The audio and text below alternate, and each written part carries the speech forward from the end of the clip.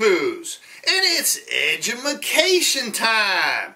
And what we going to do tonight? Well, what we're going to do is find out how this here, after a number of years, becomes this here.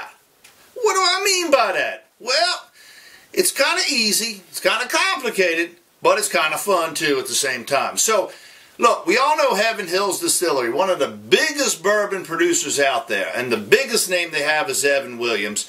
They also make great spirits here like this Parker's Heritage Collection, and we done did a review on that before, so go on back and check on that if you'd like. But what we're going to talk about tonight is how do you take the whiskey that comes out of the still and age it and wait like 10 years to get something like this. Well, that's what this is. Heaven Hills was cool enough to put out this here Trybox Series New Make. Now, when you see the word New Make, that's a term they use in bourbon lingo that means the newly made spirit that's going to go into the oak barrels, the charred oak barrels, and age for a number of years before they become released to the public. So the New Make here, what this says, 125 proof. Wow, that's some serious spirit there. Main grain, it says, is corn. Secondary grains, rye and barley. So that's what's in this. And most bourbons do have corn, obviously. They got to have at least 51% corn. And they always have barley in them because you need the malt to help the corn and the other grain, which in this case is rye, to ferment. So they got all that in here, okay? Now it comes out of the still at 125 proof. Remember now, actually, I'm wrong.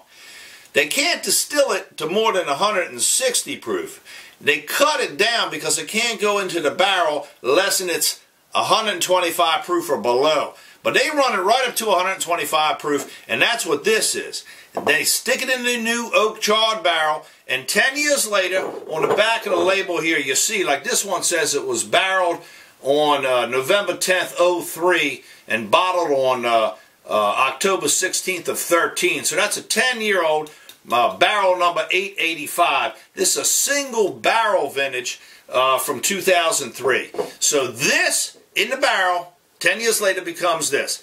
Let's pour a little bit of each of these in a glass and see what we can find out about each of them. We're going to pour a little bit of the New Make in there. Now this stuff's hot right here, so don't have no damn like flames going on when you're pouring that stuff here. And let's get a little bit of this in here too. And let's take a nose of them and see what we got. Alright, now the New Make. Clear, because the stuff comes out of the distillery clear. Woo! Corn. Corn's the big thing that hits you in the nose right there.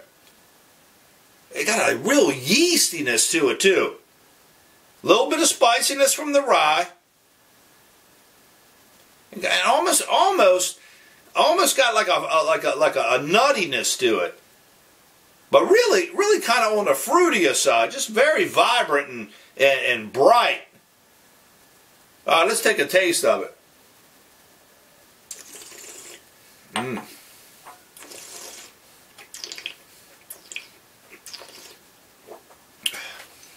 Woo! That's hot, boy. I tell you. It's sweet, though, but it's got a lot of ass behind it. It's a big boy. Now, when these things are distilled, they can't distill them more than 160 proof. And you don't want to, because if you get over 160 proof, you start losing the flavor of all the grains. They distill them at around 160 proof, but they can't go in the barrel any higher than 125 proof. So that's what this is. Full throttle, 125 proof in the barrel. 10 years later becomes this. Let's see how it tastes. Wow. You can kind of smell some of the same corniness that you get in this one, but it's two totally, entirely different smells. Because this got the barrel in it. It got the barrel char and all the flavors that come about, all the esters that are formed after many years being in the barrel, the fruity tones.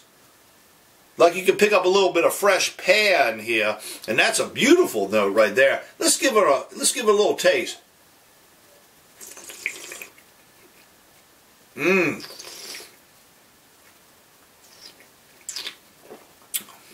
and the caramel and the rye spiciness comes out in this. So it's kind of interesting because when you're trying it naked like this,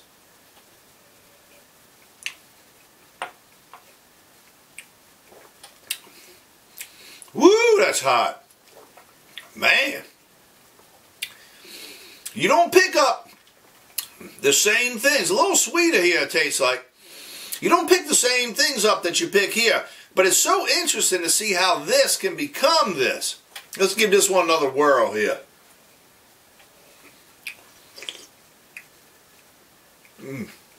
Hey, let me tell you.